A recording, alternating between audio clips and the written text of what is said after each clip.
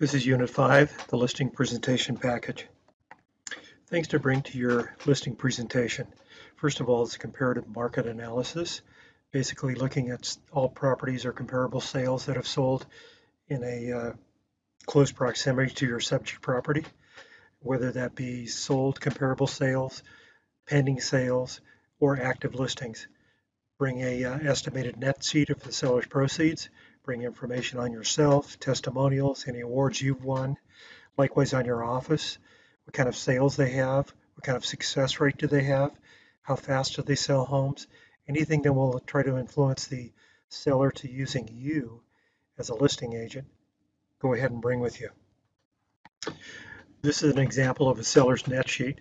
Basically, as you look at this up on the top, you have $500,000, which is the suggested list price. You're going to pay off a $235,000 existing loan.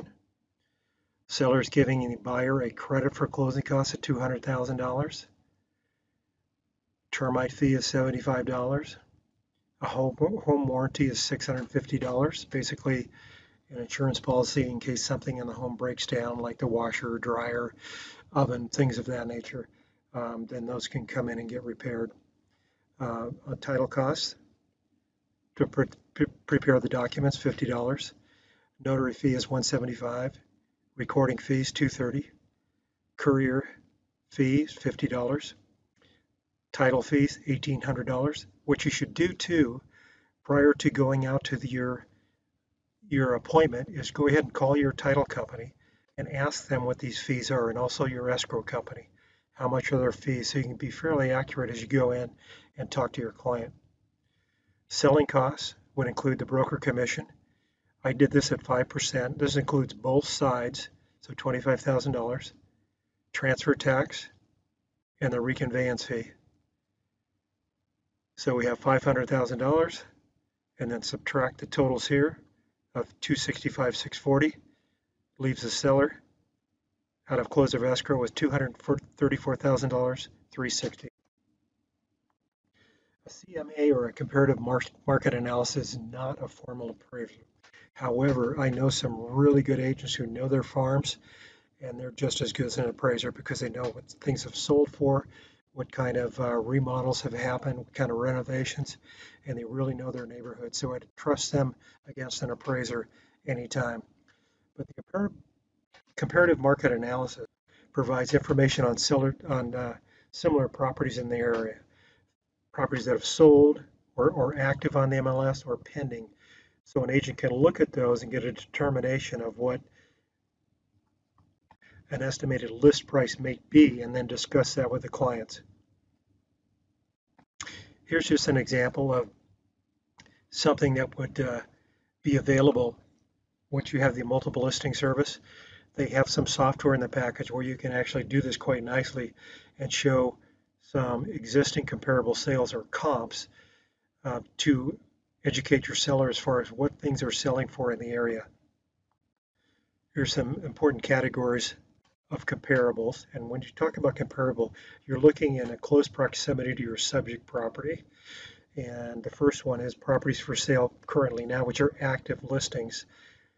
Will give you an indication of what the market seems to be doing at this point as far as active listings. Also closed sales, and normally when you see closed sales, you want to go back 6 months to see what current closed properties are looking like. And also you may want to look at pending properties, loans that have sold but still in escrow and haven't closed yet. So those will give you a good idea of what the market looks like in the area of your subject property.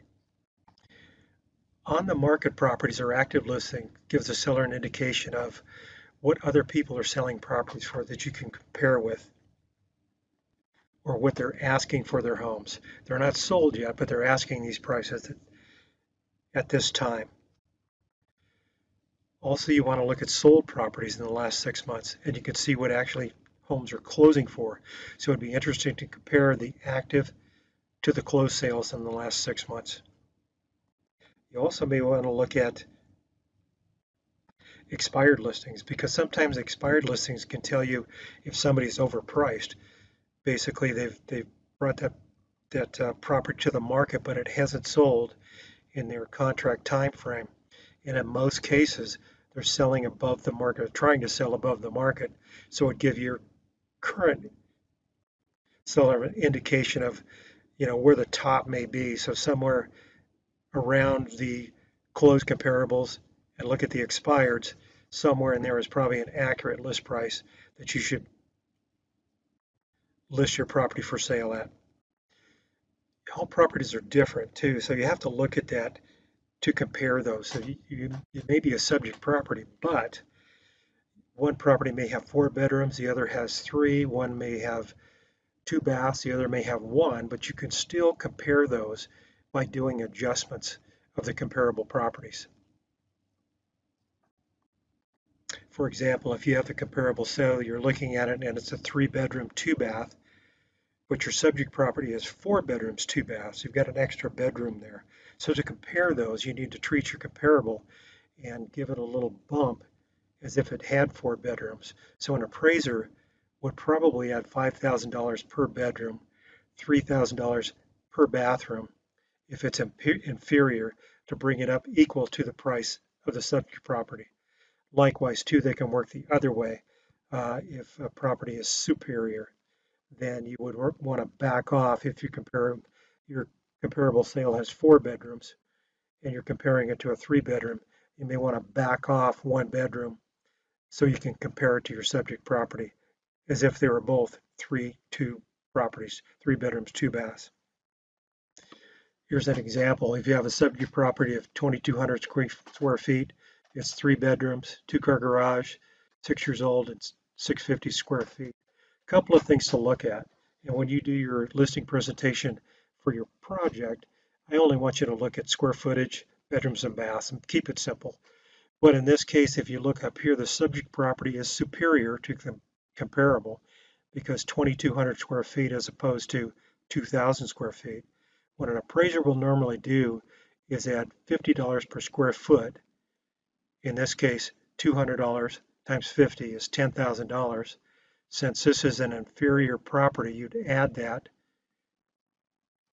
to the value of the property that's sold. So if it's sold for $300,000 and now you're comparing it to a larger property, you'd add that to your $300,000 and you'd be $310,000. Likewise in bathrooms, this is inferior also. You'd probably add $3,000 to that price to bring it equal to the subject property because it's inferior. Other things you can look at too that appraisers do: pool size, remodels that have just happened, for example, a remodeled kitchen, views, pools, and room sizes, the number of rooms. But remember this, if it's inferior, then you want to add the comparable, the adjustment. If it's superior, you want to subtract the adjustment. Really, where you're going to get your comps these days, you're going to get them from the multiple listing service. So as you get your license, you'll want to join a board of realtors and be able to access the MLS, and that way you can pull comparable sales and you can come up with a list price for your property. So you'll look at active sales, closed sales, and pending sales. What you should be is as accurate as possible in your CMA and not try to hide anything or ignore anything, but show legitimate information that you're comparing to on those comparables, whether they be closed comps or active comps. To be a good agent, you have to be accurate and communicate your accuracy to the client to come up with a justified list price. What's nice too is if you can include pictures, and most often today, as you go into the multiple listing service, they have some other software that you can use that'll pull out not only your comparable sales, but it'll list all their amenities that they do have and have pictures on them also. So it's very nice to show the seller the comparable sales in your area so they can look at those and see how stacks up to those to come up with a list price. A lot of agents will use the MLS to come up with an exact list price, but sometimes they'll use what's called value range to state that your house may sell between X amount and this price, between $450,000 and $500,000, say. When it comes to your project, your CMA, I want you to come up with one price. Don't do value range. Number one, because you're going to do a net sheet and you have to pick an exact estimated list price that you can deduct from to come up with their proceeds at the end of at close of sale. You can also include some attachments and other information like days on market, how fast things are selling. You don't want to overprice and then be on the market for 90 days, whereas an accurate list price, you could be on the market like 30 days or less, depending on how hot the market is. So go ahead and give that information to the seller too, so they can be realistic when it's time to post their list price. There's all kinds of software that you can use to make your job easier as a real estate agent, but I got to tell you right now, join a board of realtors, and with the MLS, you'll have a ton of software that you can use, where you can just click off the comps that you want to use and basically hit print, and it'll print a PDF for you. So it will have all your contact information in it and also list all your comparable sales and then compare those to your subject property. We already talked about the estimated seller's proceeds or the net sheet, which is really important too, that you come up with a very accurate list price, because then you're going to take your sales price and then estimate the proceeds from all the expenses that are incurred during escrow. Maybe that's a buyer's credit or escrow and title fees. So when that nets out, then the seller has a real accurate number that they can expect after close of escrow. You should be accurate on these too. Probably use a piece of software or on a computer where you're not going to make any errors as far as mathematical errors, and also contact other people to get some prices. Call your escrow company, call your title company, and they'll give you estimates for their title and escrow fees, so you can be as accurate as possible as you're calculating these for your seller. Just like we looked at that other sheet, you're going to start with your sales price, back off any loans, whether they be a first or a second trust deed, net out commission, net out closing costs, net out any credits, or you may have a credit coming back to you. If you're carrying a note, then you would take that off the price also, because you're leaving some equity in the property. And lastly, that'll give you your net proceeds to the seller. Here's a little example. Mr. Smith sold his home for $300,000. The commission was 18 grand. The closing costs were 6,000. He had a first trust deed of 124,000. He didn't receive any credits, nor did he carry back any loans on his transaction. How much will he net out of his sale? So in that scenario, $300,000. Take off the loans to be paid off through escrow, the commissions, closing costs, and your proceeds after that would be $152,000 that the seller would receive at close of escrow. As you go into your listing presentation, make sure that this question is answered. Why list with you? Because of your experience, things you've done, how many sales you've done, what kind of testimonials you have, and likewise with your firm. What kind of sales do they have? What kind of success do they have? How many loans, how many transactions do they do a month? Sometimes you'll come to a listing appointment and have the question asked you, why should I sell with an agent? Why wouldn't I just sell on my own and save the commission expense? Well, basically, if you're going to do a for sale by owner, there's a lot going on there and a lot of legal issues that you have to identify as a seller. How do you set up escrow? How do you set up title? How do you get a seller to walk in there? With an agent and the agent's experience, you have the multiple listing service, you have your office, you have all kinds of connections to get people to come in there and visit the property and potentially buy. So an agent is worth their commission. So the statement says here, who really saves when there's no agent? The buyer, not the seller, because the seller will probably make so many mistakes to get this thing closed that the buyer is going to be benefited in the end. With a seller who tries to sell that doesn't know anything about the business, there's going to be a lot of wasted time, wasted effort, a huge likelihood of legal problems.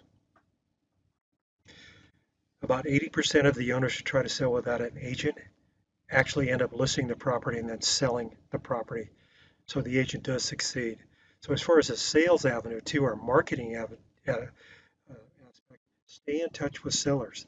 Make sure they have your contact information if they're for sale by owners, because as soon as they get frustrated, they're going to pick up your card and call you and list the property. And why are they going to use you? Because you have inventory, you have contact with buyers, you understand the market, and you can help them negotiate the purchase.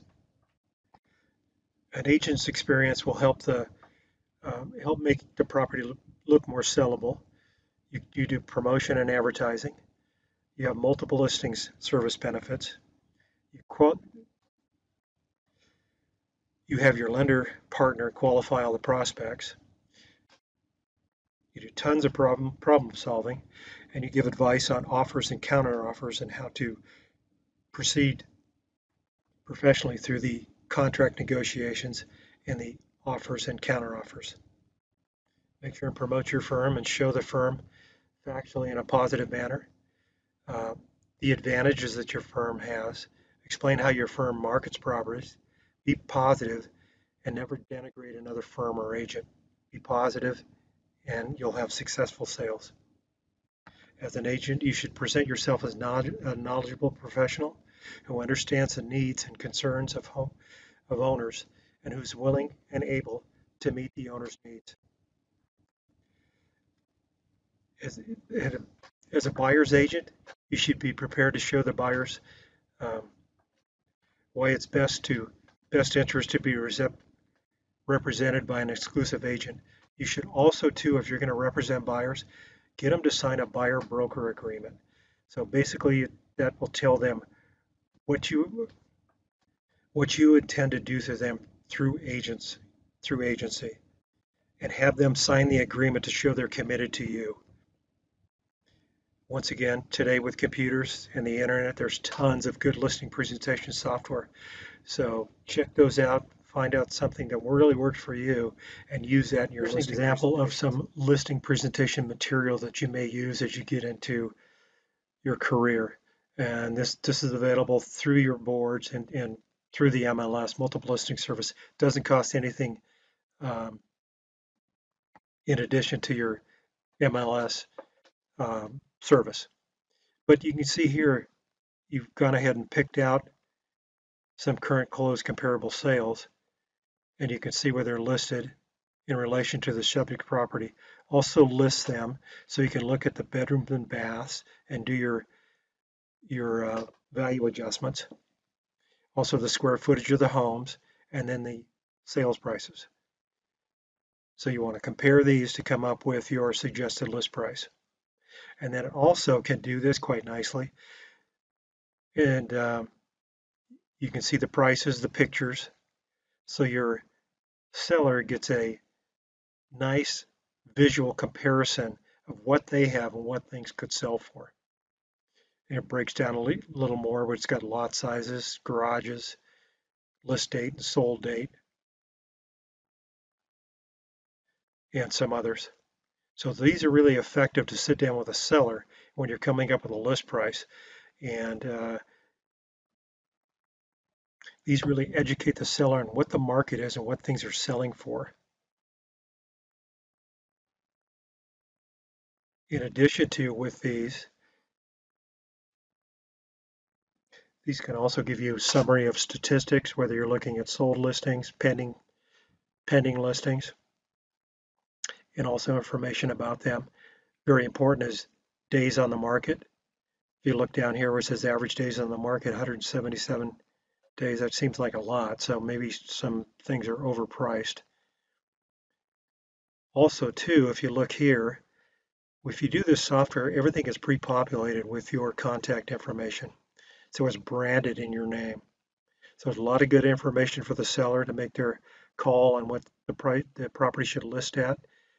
And it gives them information to justify or educate themselves as far as what that property should list for.